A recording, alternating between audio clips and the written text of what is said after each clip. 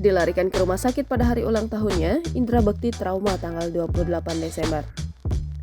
Presenter Indra Bekti mengaku trauma akan tanggal 28 Desember hari ulang tahunnya. Indra Bekti diketahui baru saja mengalami musibah di saat usianya bertambah 45 tahun, malah dilarikan ke rumah sakit karena pecah pembuluh darah di bagian kepala. Aldila menyebut Indra Bekti hanya menginginkan jika tanggal 28 Desember merupakan hari kebahagiaan bagi dirinya dan ia tak mau menghilangkan momen tersebut. Lebih lanjut, Aldila akan mengembalikan momen kebahagiaan itu kepada suami tercintanya. Dia nggak mau sebenarnya disebut tanggal 28. Rencananya apabila Indra Bekti telah dipindahkan ke ruang rawat inap, ia akan memberikan kejutan untuk membuat suaminya bahagia.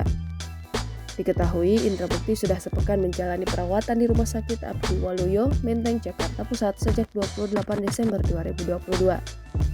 Tanggal tersebut bertepatan dengan hari ulang tahun sang presenter. Indra Bekti mengalami pecah pembuluh darah di kepala hingga mendapatkan perawatan intensif dan 2 operasi. Jangan lupa subscribe, share, komen, dan like ya!